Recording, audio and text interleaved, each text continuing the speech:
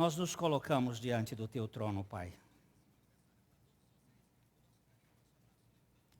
Nós clamamos a ti por tua misericórdia. Que o Senhor nos dirijas. Que o Senhor capture o nosso coração. O Senhor nos conquiste para ti mesmo. Eu sou tão agitado, tão inquieto. Muitas vezes ando como Marta de um lado para o outro, com tantas coisas. Mas eu quero a ti, Pai. Toma meu coração. Volta-me para ti. Coloca-me diante do teu trono e faz-me descansar. Mas não só a mim, a cada irmão nosso aqui. Não só esses aqui, mas todos os nossos amados, amados do Senhor, espalhados pelo mundo. Conquista-nos, Pai. Dá-nos a graça de crescermos menos, mas crescermos mais. Fala conosco esta manhã, no nome de Jesus. Amém. Em 1980, houve um congresso em Milão. Nesse congresso de cientistas, eles propuseram crescimento zero para o mundo. Crescimento zero. 1980. Porque o planeta cresceu muito em gente. Vocês se lembram, não sei se esse dado está bem forte na sua mente, mas em 1860, a humanidade alcançou o primeiro bilhão de habitantes na face da Terra. 1860. 1 bilhão de habitantes. 70 anos depois, 1930, ela alcançou o segundo bilhão. 1930, o segundo bilhão, dobrou. 70 anos, o que foi isto? Isto foi efeito de vacinas, de penicilina, de curas de algumas enfermidades, a vida foi prolongando, então, dobrou. 1930 ao ano 2000, 70 anos depois, a humanidade alcançou 6 bilhões.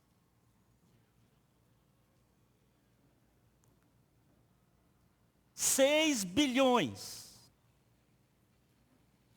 Então tem gente demais no mundo.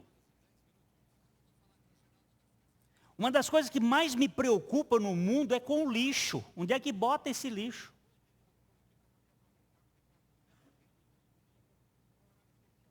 E quando eu falo em lixo, você já sabe também o lixo que nós botamos todo dia. Para onde vai? A terra está ficando cada dia mais infestada. As doenças estão aumentando. Então, em 1980, os cientistas reunidos em Milão propuseram isto: crescimento zero. Não pode crescer mais, mas nós estamos crescendo. Hoje, olha, está lá na Europa, as discussões no mundo, a discussão sobre o problema dos poluentes. A terra aquecendo. Os Estados Unidos ontem tiveram que se render diante da pressão do mundo, por causa do problema ainda dessa questão de Kyoto. Como é que faz para crescer? Mas eu não estou falando de crescimento de terra. Eu vou falar o assunto hoje, crescimento zero. O crescimento zero, não, crescimento menos de outro ponto de vista. E eu queria que você estivesse acompanhando. Vamos ler juntos 1 Pedro capítulo 3, versículo 18. Antes crescei na graça e no conhecimento de nosso Senhor e Salvador Jesus Cristo. A Ele seja a glória tanto agora como no dia eterno. Crescei na graça. Essa palavra aqui nós vamos andar um pouquinho. Crescendo em menos não significa crescer menos ou ter um crescimento menor. Estou tocando com este tema no avanço em redução, sem qualquer tentativa de atear fogo na tendência ao acréscimo. Aqui não pretendo abordar o aumento da montanha, mas o alargamento do buraco. Crescer em menos é evoluir na vacuidade ou esvaziamento de si próprio. Não é tanto nos diminuir, somos um monte e temos que diminuir. Já é um vale e temos que cavar o buraco. É diminuir em nós mesmos.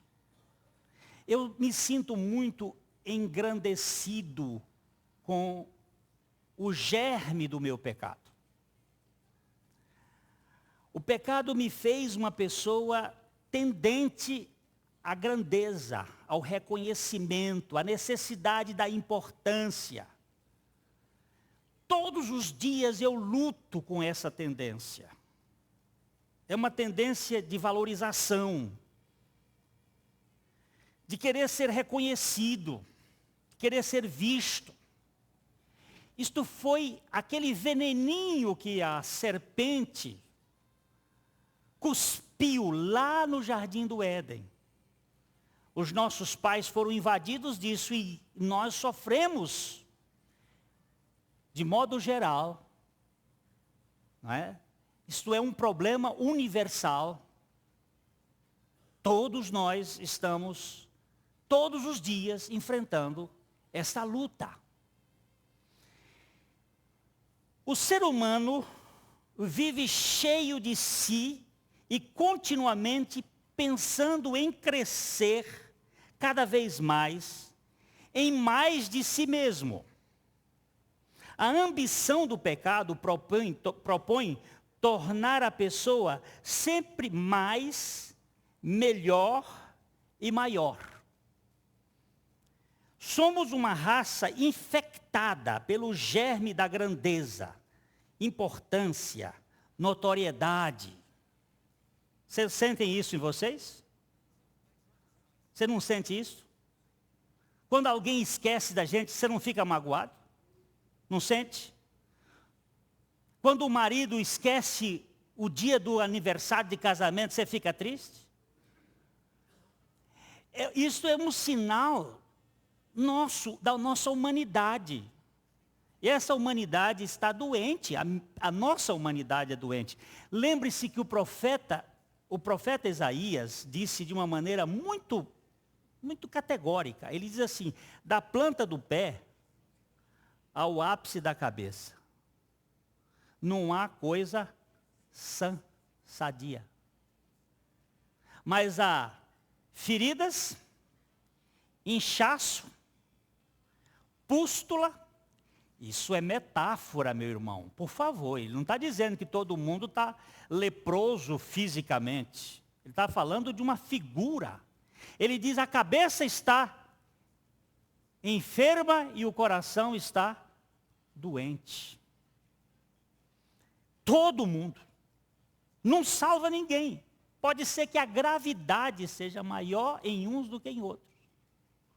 Alguém disse assim uma vez, com relação aos hospitais psiquiátricos: os doentes menores daqui de dentro esperam a visita dos doentes piores lá de fora. Às vezes a gente pensa que aquele doido que está doido lá dentro está pior. Não, ele ficou melhor quando ele enlouqueceu, porque a loucura do de fora é pior. E nós sofremos com estas coisas da nossa alma problemática. E o pior deles é o sentimento de grandeza. Eu sempre falo, olha, o imperador, o rei, Luís XV, ele era baixinho.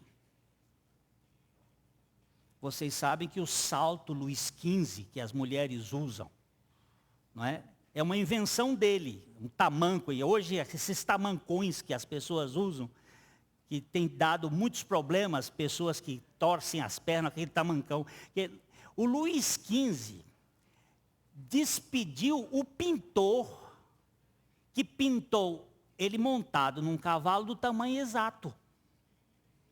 Mandou o pintor embora. Porque as pernas do Luís XV não passavam da barriga do cavalo. Era aquela perninha, ele ficava esporando na costela do cavalo, não na barriga. E ele ficou tão irado que despediu o pintor e mandou um outro estender a perna dele para baixo. Então o que está lá no museu do Louvre é um dele que está abaixo assim, mas não é, aquilo é falso. É o nosso naniquismo emocional que faz com que nós queiramos ser maiores. A gente fica sofrendo demais com isso. Eu não sou visto, eu não sou compreendido. Eu sofro com essa doença. A doença de mim mesmo.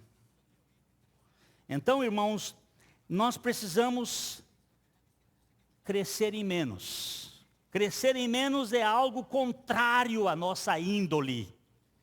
Nós não temos a disposição das raízes de se desenvolverem para baixo e às escondidas, já que apreciamos escalar as alturas como as hastes em busca da culminância.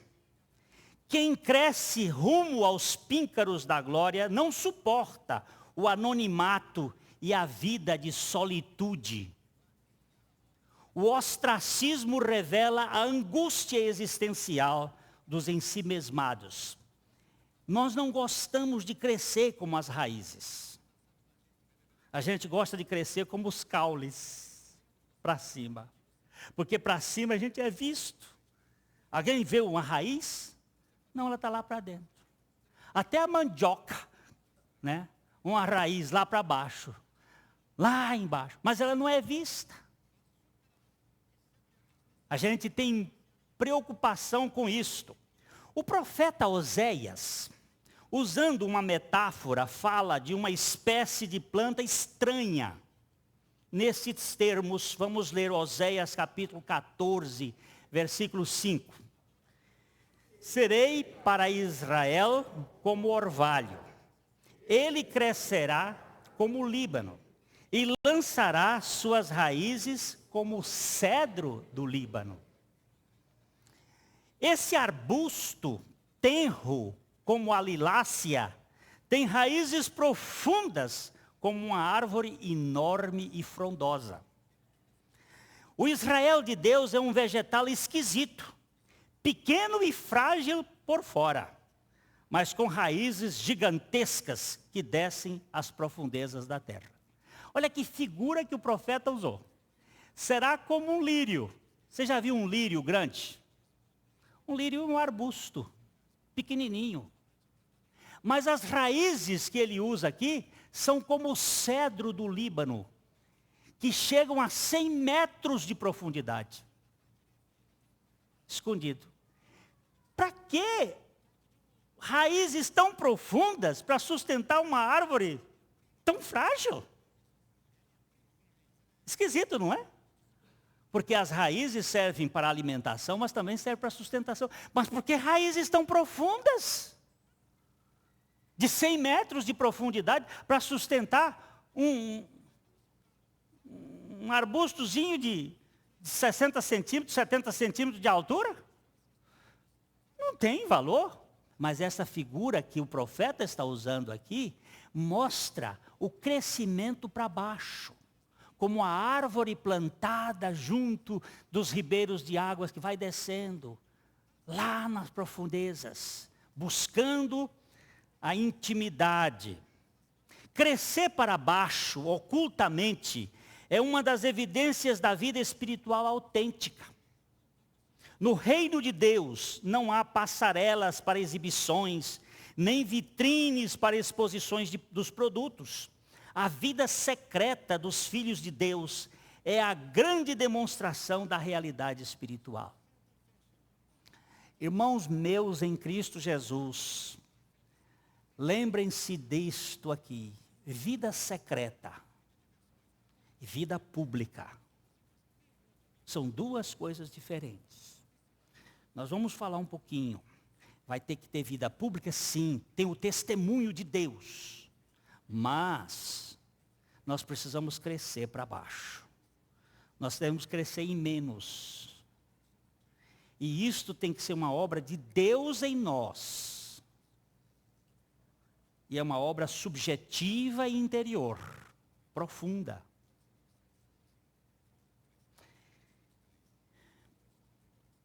O incremento no terreno da graça não conta com os méritos humanos. Quando alguém cresce em graça, significa que progrediu na compreensão dos deméritos. Quanto mais a graça floresce na alma do Filho de Deus, menos dignidade se confirma na sua vida diária.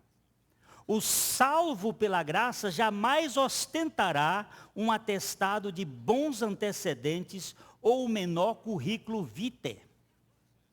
Crescei na graça e no conhecimento de nosso Senhor e Salvador Jesus Cristo. Crescer na graça é crescer em menos, é crescer em demérito. Quem é você? Eu sou um indigno, aceito pelo digno. Quanto mais você cresce na graça, mais você percebe a sua indignidade. Outro dia um irmão chegou para mim e disse assim: Glênio, o que está acontecendo comigo?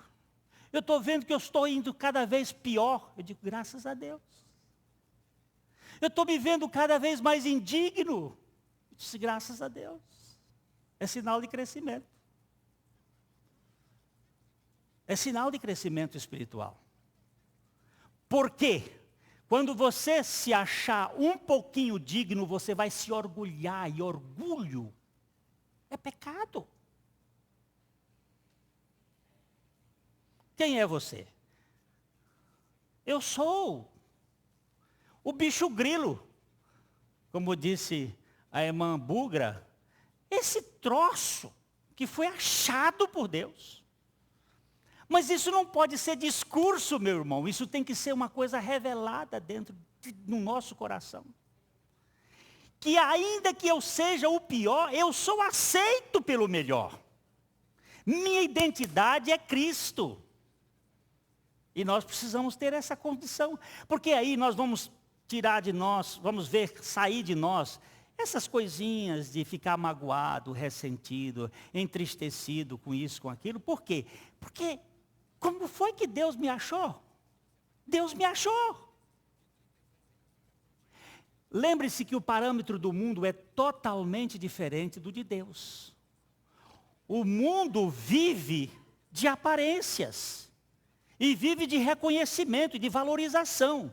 Quem são os aprovados no mundo? Os melhores. Mas quem são os recebidos por Deus? Deus não escolheu as coisas dignas, as coisas boas, as coisas... Não, Ele escolheu as coisas loucas. Aquelas que não são. Para confundir as que são. Deus escolheu para confundir. Nunca pense de você mais. E nunca tenha medo de pensar menos. Porque Deus te recebe em Cristo Jesus. Te aceitou em Cristo Jesus. Me aceitou em Cristo Jesus. Eu preciso ser livre. Eu preciso ser libertado de todos os conceitos que me aprisionam. E um dos grandes conceitos que me aprisionam é o conceito da autovalorização. Que me adoece. Me deixa sofrendo. Então, irmãos, vamos olhar um pouco mais esse crescimento para baixo. Eu não tenho que ostentar os meus valores.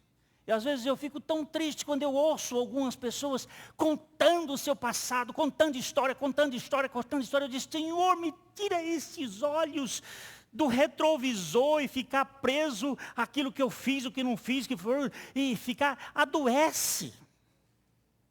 A pessoa fica paralítica, não que foi feito, águas passadas, como é que diz? Não mói moinho, deixa para trás. Louvado seja Deus. E agora para frente? Para frente na dependência dEle, na esperança dEle. O apóstolo Paulo aprendeu com duras penas que o crescimento na graça passa pela extenuação. Crescer em fraqueza é desenvolver-se em graça. A graça está para a fraqueza como o alimento está para a fome. Quando você está com fome, é que o valor da comida é grande. Eu até vou botar um dedo aqui, me lembro de um caso de um avião que caiu aqui no Paraná. Um avião desses teco-tecos, já tinham 3 passageiros, eles conseguiram um pouso forçado dentro de uma mata, num buraco lá. E andaram durante 3 dias, sem encontrar uma casa. Aí encontraram uma casa num sítio, onde havia uma senhora com 2 crianças, e mais nada. E eles disseram, senhora, a senhora não tem aí uma comida, nós estamos morrendo de fome, faz 3 dias que nós não comemos. E a senhora diz, olha, eu só tenho aqui abóbora. Disse, serve, cozinha uma abóbora. Ela cozinhou a abóbora com sal. E esses 3 famintos comeram aquela abóbora com sal. Mas que coisa deliciosa. Passados uns dias, um deles chegou na casa, disse, mãe, a melhor comida que eu já comi na minha vida foi a abóbora com sal. Mas é bom demais. A senhora faz uma abóbora com sal? Ele, eu faço, meu filho. Cozinhou uma abóbora lá, com sal, botou e ele foi comer. Meu filho, sem a fome de 3 dias, não tem abóbora que fique boa assim. Aquela estava, você está com fome? A comida é boa. Você está com necessidade, você está fraco? A graça de Deus é preciosa demais. Eu tenho conversado com alguns irmãos que estão lá no buraco. Quando ele está lá naquela dor, aquele momento que ele está dizendo, Glênio, não tem mais jeito para mim. Aí eu fico feliz, agora a tua graça, Senhor. É a graça do Senhor para o fracassado. É a graça para o falido. Para aquele que já se esforçou o máximo e não conseguiu. Foi deste modo que o apóstolo Paulo ouviu o Senhor lhe dizer em 2 Coríntios 12, 9. Vamos lá? A minha graça te basta, porque o poder se aperfeiçoa na fraqueza. De boa vontade, pois, me gloriarei nas fraquezas, para que sobre mim repouse o poder de Cristo. Olha que coisa. Este homem, Paulo, tinha dito, conheço um homem que há 14 anos, não sei se no corpo, não sei se fora do corpo, teve um privilégio de pegar um jatinho e chegar até o 3º céu. Versão moderna do texto. Ele foi lá, ele disse que não sabe como foi. Se foi um arrebatamento, se foi uma visão, se foi no corpo, se não foi fora do corpo, não sei. Eu sei que ouvi coisas inefáveis. Fui até o 3º céu. Mas para que eu não me ensoberbecesse com as grandezas destas revelações, foi-me posto um acúleo, um espinho, um graveto na carne, para me esbofetear, a fim de que eu não me exaltasse. E ele disse 3 vezes, orei ao Senhor, para que tirasse de mim este espeto. Mas o Senhor respondeu para ele: filho, a minha graça te é suficiente. E o meu poder se aperfeiçoa na fraqueza. E ele chegou a dizer essa insanidade de boa vontade. Espera lá, me gloriarei nas fraquezas. Isso é coisa de gente doido. Não, é coisa de gente liberta. É coisa de gente que foi tratada pela graça de Deus. A fraqueza extrema é a abertura para a dependência total do crescimento em Cristo. No reino da graça, o enfraquecimento é a via do poder divino. Nós só dependeremos completamente de Deus se cada um chegar de fato ao fim de si mesmo. Quanto menos independência pessoal, mais dependência sobrenatural do Senhor. Quanto mais fraqueza humana, mais força divina. Isso é certo. Se eu tiver algum dinheirinho no bolso, eu não vou pedir ao Valdir um dinheirinho. Mas se eu não tiver nada, Valdir, me ajuda, meu irmão. Quando é que eu vou pedir? Quando chegar ao fim de mim mesmo. Eu sei que tem muito pedinte que é safado. Eu me lembro que aqui na Rua Santos tinha uma senhora que ia pedir lá na feira, e ela tinha lá em Rolândia umas 4, 5 casas alugadas. Um dia um feirante disse para mim assim, não dá dinheiro para essa mulher não, que isso aí é tudo falso. Ela tem umas 4, 5 casas lá em Rolândia alugadas. E ela vive aí com essa cara de... Mas eu estou falando aqui de realidade. Não estou falando aqui de jogo de interesse. Eu conheci um senhor lá em São Paulo, que era paralítico. E ele já não precisava mais viver daquele jeito, pedindo esmola. Mas viveu assim. Ele tinha umas 8 ou 10 apartamentos alugados lá em São Paulo. Ele tinha ganho com aquele... Casou com a moça do Piauí. Viu?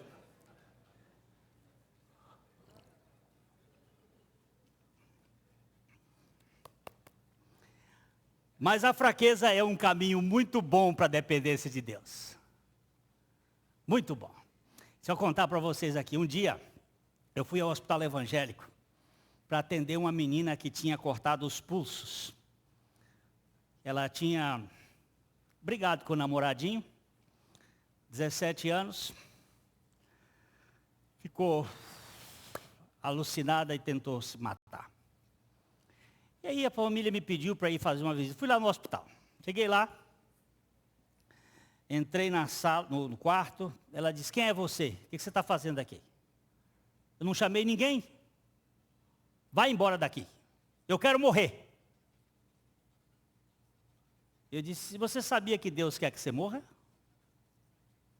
Ela disse, o quê? A coisa que Deus mais quer é que você morra. Porque você é insuportável. Você é tão insuportável que um namoradinho faz você cortar os seus punhos. O que você veio fazer aqui? Eu vim lhe dizer que Deus quer que você morra. Deus quer que você morra, mas não é com gilete. É com cruz. E eu falei pouco e pronto. Hoje, Sua Excelência, esposa de um desembargador que mora no estado do Mato Grosso, esta moça creu em Jesus. Creu em Jesus. Creu. Pá! Por que creu? Porque está no fundo do poço, está na fraqueza, está no pior estágio. Não tinha mais nada, está na lona, nocauteado. Que quem corta o pulso, mesmo chamando a atenção, que muitas vezes a pessoa faz para chamar a atenção, mesmo chamando a atenção, é um momento de risco. É um extremo de dor. E foi longe. Eu gosto desse Deus, o Deus como chamavam os católicos antigos, ex machina, o Deus das extremidades. o Deus dos momentos da dor e da dificuldade, que se manifesta gracioso. Paulo foi ainda mais longe quando se deliciava na debilidade e fazia festa com a sua atonia espiritual. Vamos ver o que ele diz no versículo seguinte de 2 Coríntios 12, 10. Pelo que sinto prazer nas fraquezas, nas injúrias, nas necessidades, nas perseguições, nas angústias por amor de Cristo, porque quando sou fraco, então é que sou forte. Vemos aqui com nitidez que o crescimento em fragilidade humana é a ampliação do poder de Deus. A fraqueza humana escancara as portas da onipotência divina. Ainda há pouco, quando eu cheguei aqui, essa moça aqui, a Sônia, estava com uma cara que fazia dó. Ele disse: o que você tem, minha filha? E aí já foi chorando. Mulher para chorar, é só ela mesmo. E aí ela já está chorando. O que foi, meu? Não, agora não, você já mudou, você sabe que o Senhor é soberano. E por quê? Tinham feito um programa, ensaiaram, prepararam, cantaram, foi para, compraram roupa nova, tudo pronto para a festa do CD. E cadê o CD? Não veio o CD. A pobrezinha está ali, a carazinha. O que? A frustração. Mas você acha que Deus está fora disso? Não está. Eu gosto muito daquele texto do Salmo 30 que diz que ele transforma o nosso pranto em folguedo. Ele transforma a nossa dor em festa. Irmãos, nós não temos condições de controlar a vida, as circunstâncias. Mas nós temos uma coisa muito importante: regozijai-vos sempre no Senhor. Senhor, eu estou enfrentando, não é mentira, não é falso o que eu estou enfrentando, é dificuldade, mas eu quero te louvar, prestar um culto, um sacrifício dos lábios que confessam o seu nome, diante do teu trono de graça. Eu te louvo por essas dificuldades, eu te agradeço. Paulo diz aqui uma coisa: pelo que sinto prazer nas fraquezas. Pensa nisso aqui. Sinto prazer. Prazer. É masoquista. Prazer. O senhor não quer dizer assim, eu até me conformo com as fraquezas. Eu até aceito. Não, ele disse não. Eu me sinto prazer. Este homem chama a atenção da gente. Chama a atenção. A lei do crescimento no reino de Deus mostra que crescer em menos de nós é crescer em mais de Cristo. No Evangelho, a plenitude do Espírito Santo é o resultado dos efeitos da cruz de Cristo, que promove a desocupação do egoísmo em nosso íntimo. O esvaziamento precede o enchimento. Na matemática celestial, o cálculo de subtração vem antes da conta de adição. Não vivo eu, mas Cristo é a primeira operação da aritmética santa no acordo da Igreja de Deus. Eu, quando aprendi matemática, a primeira coisa que eu aprendi foi somar. Depois subtrair. Vocês aprenderam assim também? Somar primeiro. Isso é o mundo que ensina assim. Mas a matemática de Deus é: renuncie-se a si mesmo, tome a sua cruz, depois siga. A soma vem depois da subtração. Primeiro ele tira, depois ele bota. Tinha uma igreja lá nos Estados Unidos que as pessoas faziam a coleta e passava assim: quem tem, bota, quem não tem, tira. Né? As pessoas que tinham, botavam, as que não tinham, pegava, tirava, precisa de tanto e leva. Coisa interessante. Mas Deus faz assim: primeiro eu tiro, depois eu boto. Primeiro eu arranco, depois eu coloco. Minha graça funciona assim.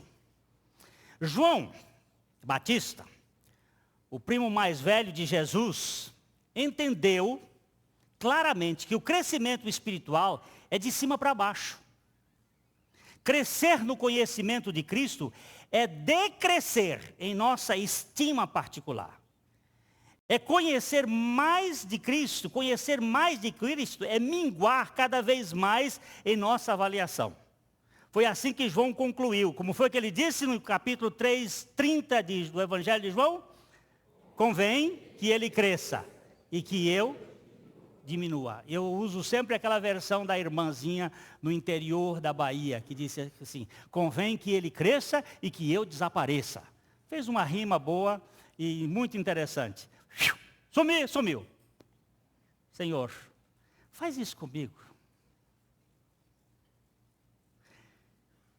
Não é que eu desapareça das relações, é que eu não seja a evidência das relações. És tu, Senhor. A vida cristã não é uma biografia de emergente que gosta de badalação, aprecia as luzes dos holofotes e ama ser colunável.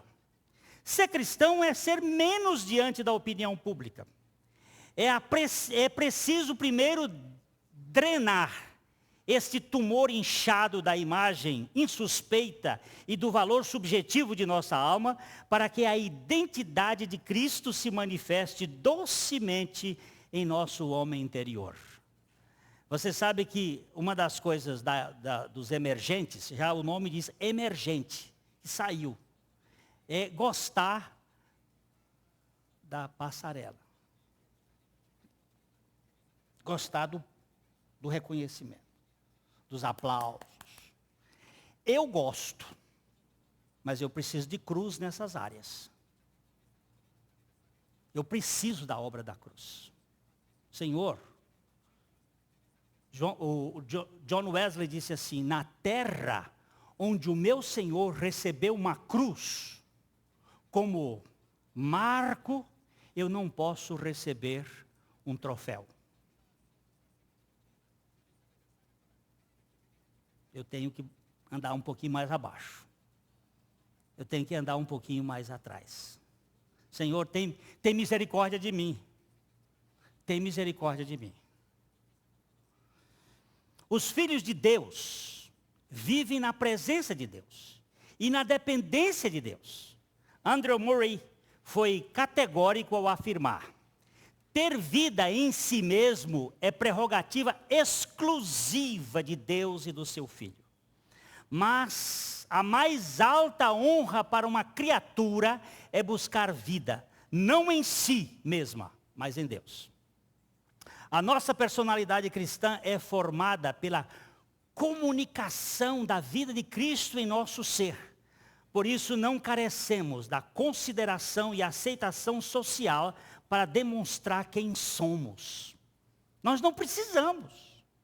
Eu não preciso de título, eu não preciso de documento, eu não preciso diante de Deus. Eu não preciso de ser aprovado pelos homens, desde que Deus nos aprovou em Cristo. É isso que nós precisamos. E se temos dele, se meu pai e minha mãe me abandonarem, se meu pai e minha mãe me abandonarem, o Senhor me acolherá. Se eu não tiver nenhuma aprovação de vocês, se eu for aprovado por Deus, em Cristo Jesus, o que há no meu espírito? Descanso. Irmãos, eu estou descansado. Deus nos aprovou. Deus me recebeu. Deus me ama. Deus te ama. Deus te recebeu. Deus te aceitou em Cristo. Ele realizou uma obra perfeita. Os nossos pecados foram todos colocados nele. Ele morreu a nossa morte. Ele levou as nossas doenças. Ele levou as nossas enfermidades. Isto é verdade ou não é verdade? Não está dito na palavra. E de que eu vou precisar? Vou precisar da opinião de doutor fulano de tal, que acha que eu sou importante, do senhor fulano, de sair na coluna do jornal e dizer, agora eu estou assim, porque... Não, meu irmãozinho. Se sair, dê glória para o Senhor e dizer, bendito seja o Senhor que me colocou nessa posição aí, como fez o Senhor com José.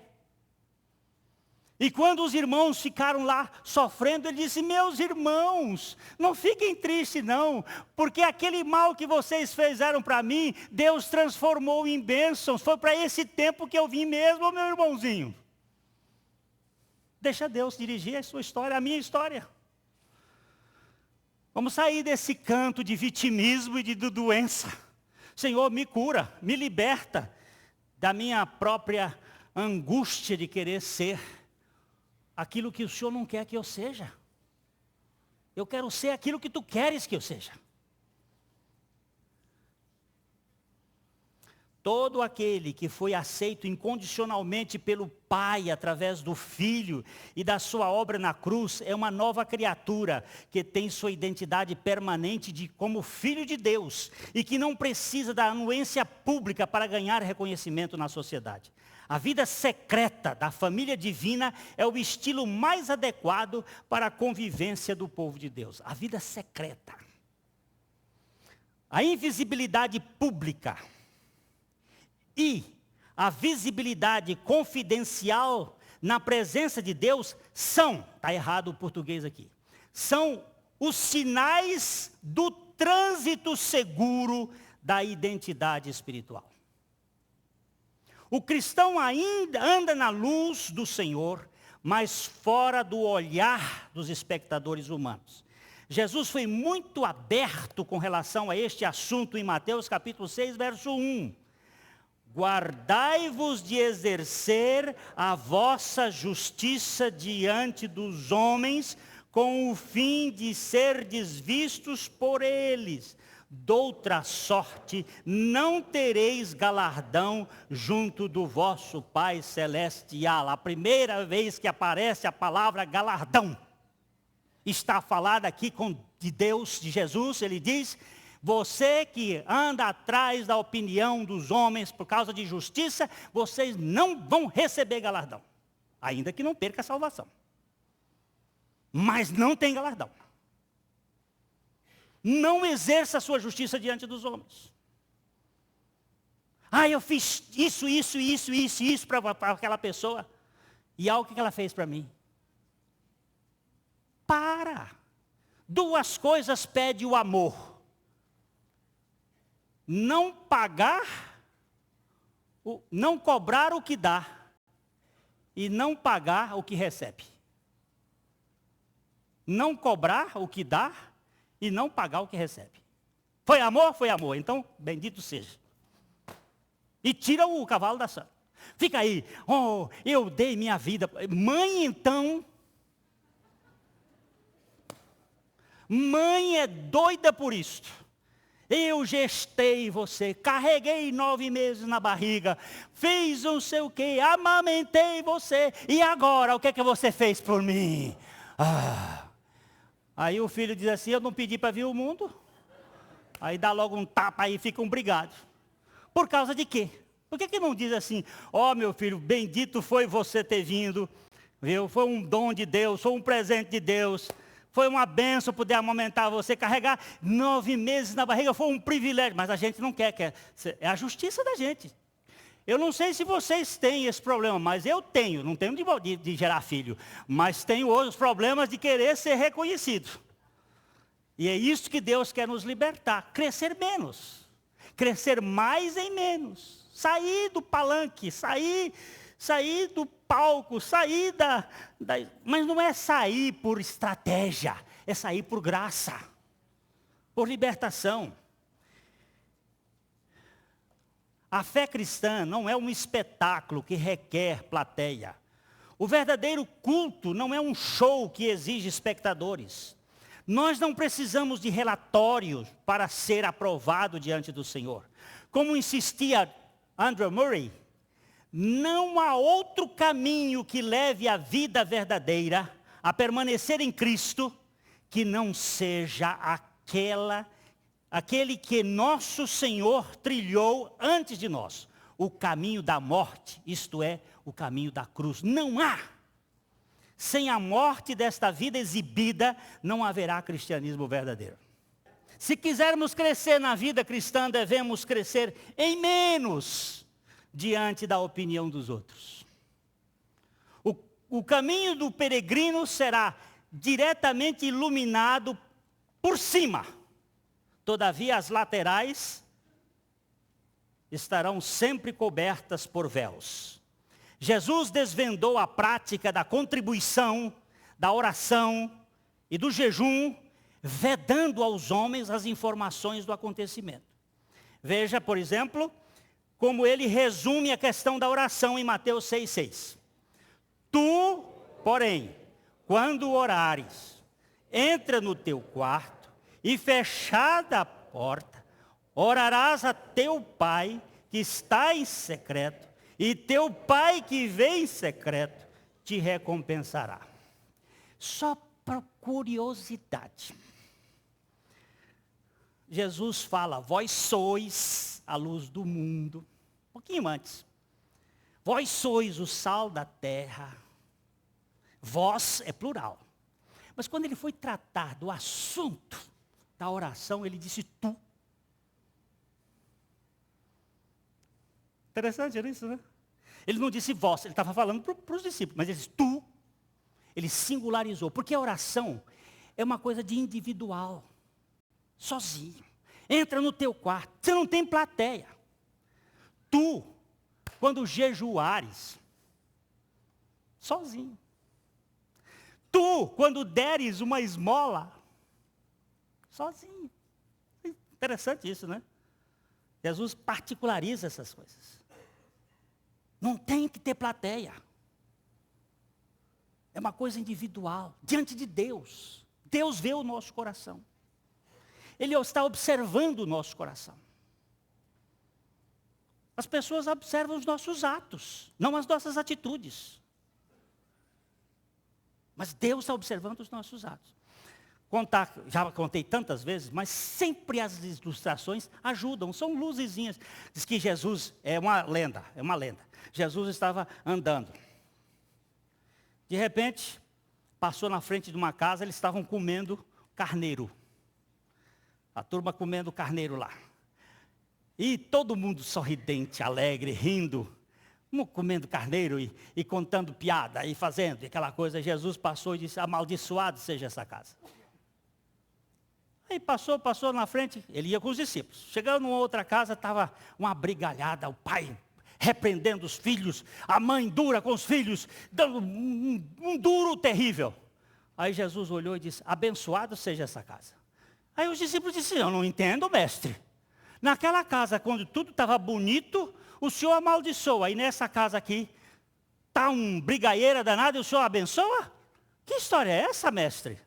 Aí diz que Jesus disse, é lenda, por favor, não vai dizer que está na Bíblia, não. É uma lenda. Aí diz que Jesus disse assim, vocês não julgam de acordo com a realidade. Vocês julgam pela aparência. Acontece que as duas famílias, os filhos roubaram um carneiro de uma outra pessoa. E mataram o carneiro. E levaram cada um uma banda para casa. E os pais daquele primeiro estavam comendo em perfeita harmonia com os filhos. Mas aqueles outros, os pais, estavam dando duro. Não vamos comer deste. Não vamos comer. Eu me lembro do pastor Abuchaim. Eu vou contar essa história aqui agora. Um dia nós estávamos pescando lá no Mato Grosso. E um dos filhos do pastor Abuchaim matou um mutum. O mutum está proibido. Ele matou. Aí trouxe o mutum, cozinhou o mutum, o velho não comeu. Não vou comer. Por que o senhor não vai comer? Não vou comer. É contra a lei. Isso não está certo. Mas deu uma bronca. E eu fiquei com tanta vergonha que também não quis comer. E o mutum era bom e eu teve que ajudar a cozinhar o mutum. Mas se é contra a lei, você não pode. Eu quero que você entenda isto. Nós temos que ter a visão daquilo que Deus quer que a gente tenha, a visão da intimidade. O ego precisa sair de cena. Mas não existe outro instrumento de convencimento senão o caminho da cruz.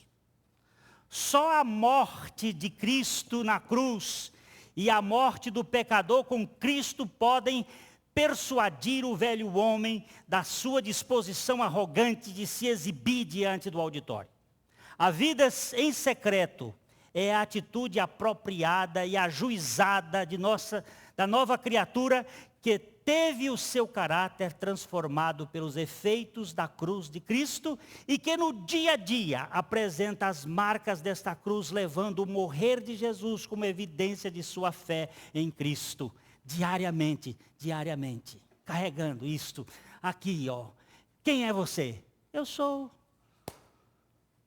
este pecador indigno que foi aceito pela graça de Deus. Não tenho direito. Irmão, me perdoe, meu irmão, porque eu pisei na bola. Me perdoe, minha irmã, que eu fui ofensivo com você. Eu não sei fazer outra coisa. Mas o Deus da graça está aqui para nos aperfeiçoar com a sua misericórdia. Crescer em menos é crescer em direção ao pó. A humildade é o humano rumo ao humus. Quando reconhecemos que somos apenas areia movediça, sem qualquer vida em si mesma, ajoelhamo-nos reverentes diante da majestosa soberania de Deus. Tiago 4:6. Antes ele dá maior graça pelo que diz: Deus resiste aos soberbos, mas dá graça aos humildes. Humildade aqui não é rebaixamento. Humildade não é rebaixamento em busca de exaltação. Sabemos que muitos se maquiam com os traços da humildade para receberem as migalhas da louvação. Contudo, a humildade é aquela virtude que, quando você percebe que a tem, já perdeu. Só Jesus foi realmente humilde de coração, e somente através dele podemos ganhar uma humildade sem ostentação ou necessidade de apreço. Isso aqui é tão profundo. Isso aqui é tão profundo. Eu preciso aprender a cavar poço. Porque quando você cava poço, quanto mais você cava, mais você fica invisível. Quanto mais profundo tiver o poço, mais ninguém vê você. Onde é que está o cara? Escureceu, não sei, sumiu. Mas a água está brotando. Nós precisamos aprender a cavar poço. Nós precisamos ter o ofício de Isaac. Isaac, dos quatro, Abraão, Isaac, Jacó e José, é o mais insignificante. É o que tem menos visibilidade. Presta atenção no Isaac. Isaac é um tipo de Cristo. É muito interessante isso. Eu queria ser José. Para governar o Egito.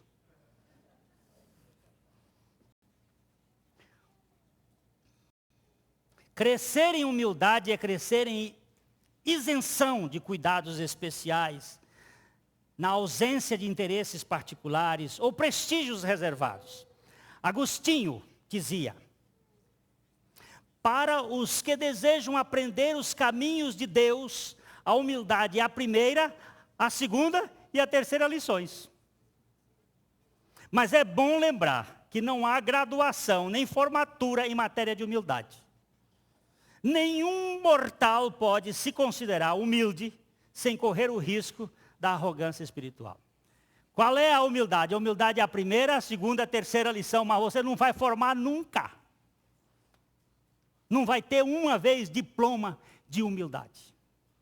No dia da inauguração da Chácara Canaã, da capela da Chácara Canaã, eu ouvi uma oração que fiquei, até hoje ela ecoa no meu ouvido. Senhor, eu te agradeço, eu me orgulho da minha humildade. Até hoje eu estou aqui com essa oração atravessada no meu gogó. Eu me orgulho da minha humildade. Meu Deus, tem misericórdia de nós. Porque eu também sofro desse mal. Agora, irmãos, crescer em humildade é crescer em esvaziamento. O crescimento em humildade e submissão vem sempre crescendo em menos de nós e mais de Cristo. Sem que seja necessário demonstrar que somos menos, nem que Cristo é mais. A vida equilibrada da fé adota a postura sensata de reconhecer que a nossa insignificância, sem aviltamento, bem como a nossa dependência total do Senhor, sem misticismo ou fanatismo. Temo este espiritualismo que aniquila a individualidade e mistifica o relacionamento com Deus. Por favor, deixa eu falar um pouquinho aqui rapidinho. Você não precisa se rebaixar para que Cristo seja tudo. Humildade não é rebaixamento, é reconhecimento de nulidade, mas não é rebaixamento para chamar a atenção. Eu não sou ninguém. Aí fica com aquela cara de eu não sou ninguém, mas é para chamar a atenção. Lá no fundo, eu não sou ninguém, mas eu estou querendo chamar que eu sou alguém. Não vem com essa. E também não precisa fazer assim, o Senhor me falou. Para com essa bobagem. Diz assim, eu vi na palavra de Deus, na palavra do Senhor está escrito.